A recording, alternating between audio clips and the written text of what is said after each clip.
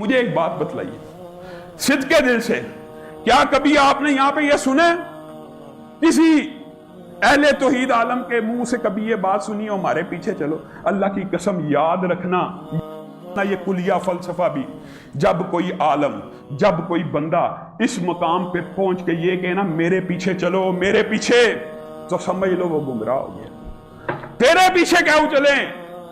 अंबिया भी लोगों की इबादत से निकाल के अल्लाह के पीछे चलाने के लिए आए। तू कौन सा मौलवी है, तू कौन सा पीर है, तू कौन सा फकीर है, तू कौन सा इमाम है जो लोगों को कहता मेरे पीछे चले? याद रखो, जो बंदा लोगों को यह कहेगा ना मेरे पीछे चलो, वो गुमराह है। किसके पीछे चलना हम सब ने? अल्लाह के पीछे, रसूलुल्लाह के पीछे। अगर आपका हमारा ये अकीदा हो जाएगा इंशाअल्लाह, अल्लाह की कसम, अगर आपका भी अकीदा अल्लाह और उसके रसूल की माननी है, हमारा भी ये अकीदा अल्लाह और उसके रसूल की माननी है जिंदगी के हर शोबे में, तो फिर मसला खत्म हो जाएगा। फिर कुरान और हदीस के दलाइल हर बात को तय कर लेंगे। होता क्या है, जुबान से हम कह देते हैं अल्लाह रसूल की माननी है, लेकिन दिल के अंदर छोटे छोटे बुत सजे हैं, इमाम के, सरकार के, मफादात के, पैसे के। और मेरे भाइयों, अल्लाह की कसम, कई मर्तबा ख्याल आता करोड़ों अरबों रुपए की इंसान के पास प्रॉपर्टी आ जाए, गाड़ी मिल जाए, जैसे हम अपने बच्चे को कभी 10, 20, 30 की छोटा सा खिलौना देते हैं, बच्चा खुश होता है ना, तो हम दिल में हंसते हैं कि यार ये 30-40 रुपए का खिलौना लेके कितना खुश हो रहा है। अल्लाह भी हंसता होगा, ये करोड़, 2 करोड़, अरब, 2 अरब की जायदाद लेके खुश होने वाले अल्लाह की नजर में कितने हकीर हैं। अल्लाह की बादशाही हमेशा से है। मैंने आपके सामने पहले भी एक मर्तबा रखा। पिछले दिनों एक बहुत आला अफसर से मुलाकात हुई, वो तारीफ करना शुरू हो गया, मेरे दिल में थोड़ा सा फख्र पैदा हुआ। फिर मैंने झटका, मैं कहा एक अफसर बंदे की तारीफ करता है, साहिब इक़्तिदार इंसान के दिल में खुशी की लहर दौड़ जाती है। और अल्लाह जिसका इक़्तिदार अबदी है, जिसने मुशर्रफ को भी हुक्मरानी दी, जिसने आज खान को हुक्मरानी दी, जिसने अमेरिका के सदर को भी हुक्मरानी दी, और कितनी देर के लिए 30-30, 40-40 बरस जिंदा रह जाएंगे, जिसकी हुकूमत अबदी है, अबदी, वो दुनिया के अंदर 30, 40, 50 बरस के हुक्मरान पैदा करता है, मुख्तलिफ हिस्सों के अंदर, पूरी दुनिया के भी नहीं होते। वो आपका और मेरा नाम लेना हमें खुशी होती है। और अल्लाह कह रहा फज़कुरूनी अज़कुरुकुम, तुम मेरा नाम लो। यहां पे बैठ के अल्लाह का वादा है हर बंदे के साथ, एक मर्तबा जो सुभान अल्लाह कहेगा, अल्लाह अर्श की बुलंदियों से उसको जवाब जरूर देगा। इसने मेरा जिक्र किया, मेरे पे अल्लाह ने फर्ज किया अपने ऊपर, जो बंदा मेरा जिक्र करेगा मैं उसका जिक्र अर्श पे करूंगा, जो मजलिस में करेगा उससे बेहतर मजलिस में करूंगा, और वो मजलिस फरिश्तों की मजलिस होगी। लोगों, आप और मैं जिंदगी से कुछ अहद ही नहीं कर सके। असल जिंदगी का मकसद, फलसफा क्या था? ये जो सीरत अली या सहाबा की सीरत को बयान करना होता है, ये भी इसीलिए बयान की जाती है कि अल्लाह की कसम इन लोगों ने जिंदगी का फलसफा समझ लिया है। इल्मुल हयात दुनिया, ये समझ गए थे कि ये दुनिया की जिंदगी सिर्फ खेल कूद तमाशा है। असल जिंदगी वही बात है, मरने के बाद असल जिंदगी में आंख खुलनी है, और वो जिंदगी इतनी वहशतनाक है बुरे के लिए, और इंतहाई खूबसूरत है अच्छे के लिए। इतनी लंबी है, इतनी लंबी है, कई मर्तबा इंसान मुतालिया करते हुए सिर्फ उसकी तवालत पे गौर करे ना, दहशत ज़दा हो जाता है। एक दफा आंख लग गई दुनिया के सामने तो बंदा मर गया, लेकिन ऐसी जिंदगी में आंख खुलनी है जिसकी उम्र खरब साल है, मौत की तमन्ना करेगा, मौत कोई नहीं आना। खरब साल की जिंदगी शुरू होने वाली है। मेरी और आपकी उस जिंदगी के बारे में क्या तैयारी है? मैं और आप पता क्या सोचते हैं? मुश्किलात आती हैं, कहने वाले के ऊपर और सुनने वाले के ऊपर मुसीबतें आती हैं। इंसान क्या सोच रहा था पता? यार मर जाऊंगा तो जान छूट जाएगी, मर जाऊंगा ना तो जान छूट जाएगी। और जिसकी मरने के बाद जान फंस गई, उसकी फिर कब छुपेगी? खुदा न खास्ता अगर आंख बंद हो गई, इंसान तकलीफ में होता तो अक्सर उसके मुंह से ये बात निकल जाती है, यार मर जाऊं तो। और मरने के लिए तूने तैयारी क्या की है? मरने के लिए अरब साल की जिंदगी के लिए तूने अपने साथ सामान क्या पकड़ा है? 70 बरस के लिए प्लाजे, कोठियां, बंगले, गाड़ियां बनाने वाले अरब साल की जिंदगी के लिए क्या बनाया है? क्या सामान तैयार किया है? अल्लाह की कसम, आपने और मैंने ये सामान नीयत करके तैयार करना। और एक बात और कहना चाहता हूं, یہ بات بھی یاد رکھیے، بہت سے لوگ سوالات کرتے ہیں، یہ بات یاد رکھیے گا۔ علامہ صاحب نمازیں پڑھتے ہیں، سستی ہو جاتی ہے، علامہ صاحب یہ بھی کرتے ہیں وہ بھی کرتے ہیں، سستی ہو جاتی ہے۔ اصل بات بتلائیے کہ بندہ مومن میں اور منافق میں انسان اپنے احتساب کرے تو فرق کیسے پتہ لگے گا؟ یقین کیجئے بندے نے سوال کیا، میں نے بڑا لمبا چوڑا مطالعہ کیا کہ بندہ خود احتسابی میں یہ کیسے جج کر سکتا ہے میں ایماندار ہوں، مومن ہوں یا منافق ہوں؟ کسی کو طنز نہیں کہہ رہا، کہنے والا بھی اور سب سننے والوں کے لیے یہ بات سوچنے غور کرنے کے لیے، طنز نہیں کر رہا، اللہ کی قسم کسی پہ طنز نہیں، اپنی اصلاح کے لیے بھی ہے، آپ کی اصلاح کے لیے بھی کہہ رہا ہوں۔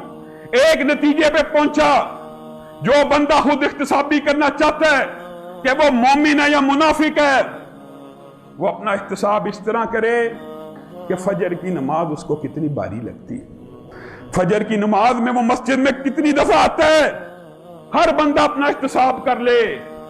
اگر تو اس کی فجر کی نماز مسجد میں باقاعدہ اللہ کا شکر ادا کرے، میں گارنٹی دیتا ہوں، رسول اللہ نے گارنٹی دی، قرآن و سنت کے احکامات کے مطابق وہ بندہ پکا مومن ہے۔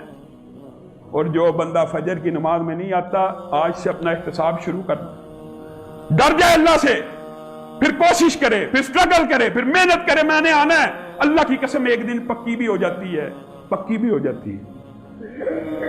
اور یہ بات بھی یاد رکھیے، بات آئی ہو تو حضرت عمر کے پھر واقعات انسان کے دماغ میں اگرچہ آپ کے سامنے رکھیں، جو آ جائے پھر وہ فخر نہ کرے، جو فجر کی نماز میں آ جائے پھر فخر نہیں کرنا۔ حضرت عبداللہ ابن عمر حضرت عمر کے ساتھ فجر میں آ گئے،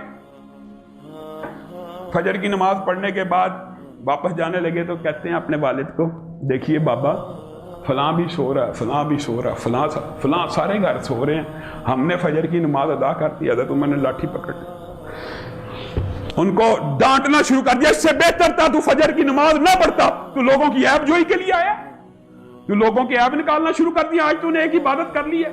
میرے بھائیو اپنا احتساب کیجئے، اللہ کی قسم اپنا احتساب کیجئے، کہنے والا بھی اور سب سننے والے احتساب کریں۔ اگر ہم اللہ کی پکار کے اوپر مسجد میں نہیں آتے، ڈیمانڈ صرف 5 وقت کی، اللہ کی کیا ڈیمانڈ؟ میں نے آپ کے سامنے یہ بات رکھی ہے، ربنا اخرجنا منہا فإن عدنا فإنا ظالمون۔ یہ قرآن پاک میں جہنمیوں کا مکالمہ ہے، ایک لمحہ ایک وقت جہنمیوں کے اوپر ایسا آ جانا ہے جب اللہ کو پکار کے یہ کہیں گے ربنا اخرجنا منہا فإن عدنا فإنا ظالمون۔ اللہ ایک مرتبہ جہنم سے نکال دے، پھر 1 سال نہیں 1000 سال۔ مفسرین نے لکھا اس آیت کے اندر مفہوم پتا کیا ہے؟ 1 کروڑ برس کی زندگی دے، 1 ارب برس کی زندگی دے اس دنیا کے اندر، ایک لمحے کے لیے بھی، 1 سیکنڈ کے لیے بھی سجدے سے سر اٹھایا دوبارہ جہنم میں ڈال دیں۔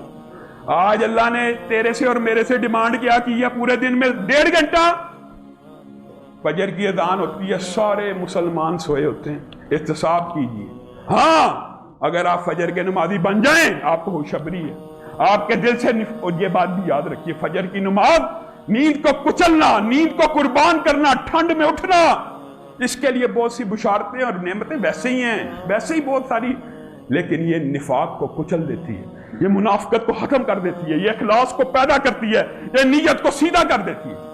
اور ایک بات اور کہنا چاہتا ہوں کہ میرے بھائیوں، یہ جو جمعے کا دن ہوتا ہے، جمعے کا دن یہ افضل ترین دنوں میں سے ہے۔ اس دن کی جتنی سنتیں اہمیتیں آپ کو معلوم ہوں گی، اس میں غسل بھی کرنا ہے، اس میں خوشبو بھی لگانی ہے، اس میں درود بھی کثرت سے پڑھنا ہے، لیکن یہ دن مسلمانوں کے لیے ایک سیمی عید کی حیثیت رکھتا ہے۔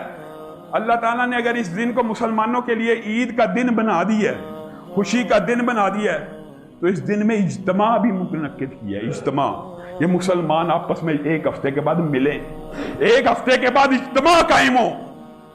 لیکن دکھ اور افسوس پتہ کیا ہوتا ہے؟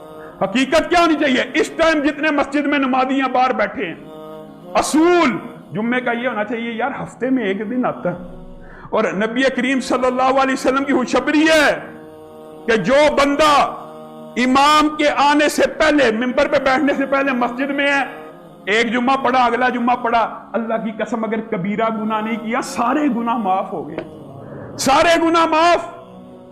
آپ اور میں اذان بھی ہو جائے، 5 10 15 منٹ بھی گزر جاتے ہیں، پھر آ رہے ہوتے ہیں، اور میرے بھائیوں جتنے اس وقت ہو اصول کیا ہے جمعے کا اتنے اذان ہونے سے پہلے آ جاؤ. کتنا کو فرق پڑ جاتا ہے. آنا بھی ہے لیکن ٹائم پہ آیا کرو تاکہ یہ جو خوشخبریاں حدیث کی ایک جمعے سے دوسرے جمعے کے مابین سارے گناہ معاف. آپ کو پتا ہے ایک اور حدیث اس کے ساتھ ملائی جائے تو اس بات کا مفہوم پتا کیا ہے؟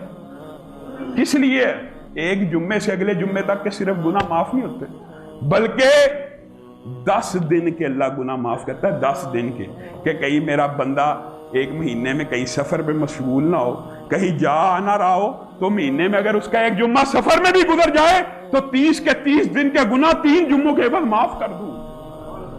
لیکن آپ نے اور میں نے اس عبادت کو بھی ہلکا اور لائٹ لیا ہوا ہے.